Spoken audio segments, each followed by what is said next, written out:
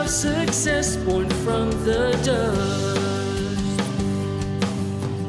Great Ark Farm. Great morning mga kabaka, Arnel Corpus po mula po dito sa Great Ark Farm. Buwabati po sa inyo ng isang magandang araw. At ngayong umaga ay ang part 2 po ng most common breeding technique, advantage and disadvantage, procedure in consideration. Ang pag-uusapan po natin ay yung tinatawag po nating AI o yung artificial insemination. Ang description po nito involves manually inseminating cows with semen collected from a bull. Yung bull po, kahit wala po rito, let's say ang bull po ay nasa Amerika or nasa Australia, pwede pong kuliktahin yung kanilang similya.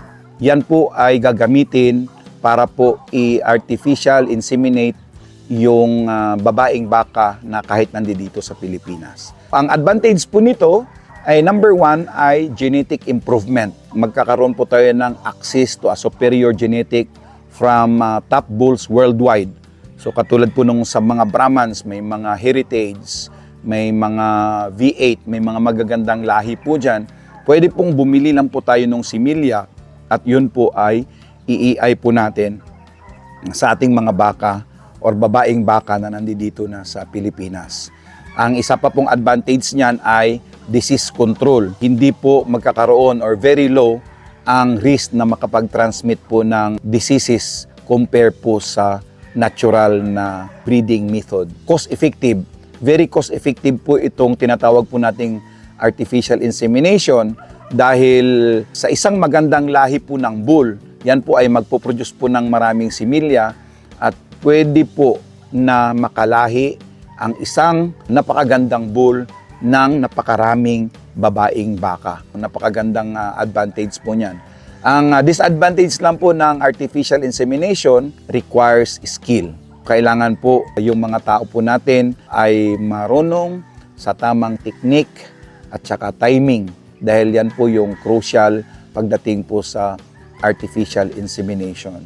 Higher yung kanyang upfront cost dahil kailangan mo ng storage para sa inyong mga semen at saka mga specialized equipment para sa artificial insemination. At ang isa pang disadvantage ay yung tinatawag po nating management intensive. Kailangan po may careful monitoring po tayo doon sa estrus cycle ng ating mga babaeng baka para sa timely insemination. Ano po yung mga procedure pagdating po sa artificial insemination?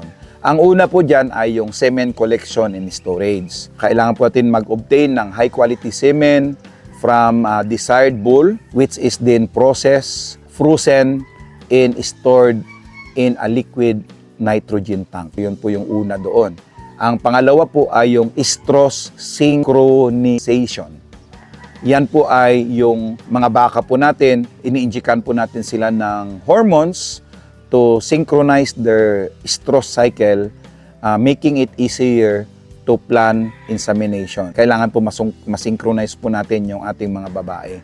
And then ang pangatlo po niyan ay estrus detection or yung tinatawag po natin heat detection in cows to time insemination correctly. Typically, about 12 to 24 hours after the onset of estrus. And then, kasunod na po dyan ay yung insemination process. So ito po natin yung mga frozen po na semen natin bago gamitin. And then, ang trained technician po ay gagamit na special insemination gun to deposit the semen into the cow's uterus through the cervix. So kailangan po maayos po yung training ng ating mga EI technician. So ang considerations po dyan ay number 1, proper handling of semen. Napaka-critical po niyan para ma-maintain po yung viability ng artificial insemination program.